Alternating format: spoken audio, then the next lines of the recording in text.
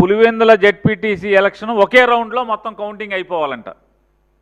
అంటే కోర్టు తలుపులు తెరిచేప్పటికీ, కోర్టు తాళాలు తీసి బూజు దులిపి జడ్జి గారు కుర్చీలో కూర్చునేప్పటికీ ఎన్నికైనట్టుగా ఈ ఎన్నికల పత్రం ఇచ్చేసేయాలి.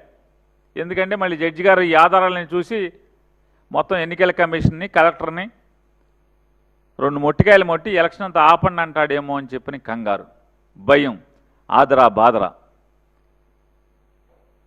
అంటే ఎన్నిక అయిందని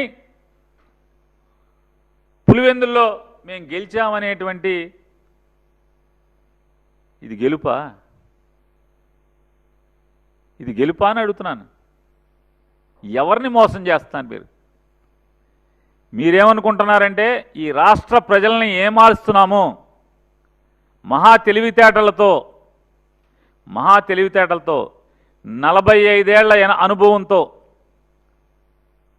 45 ఏళ్ల అనుభవంతో ఈ ఆంధ్ర రాష్ట్ర ప్రజల్ని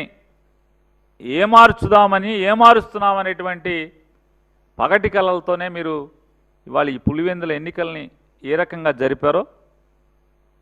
కానీ ప్రజల అమాయకులా? ఇట్లాంటి నారా చంద్రబాబు నాయుడు గారు లాంటి వాళ్ళని ఎంతమందిని చూసుకుంటారు?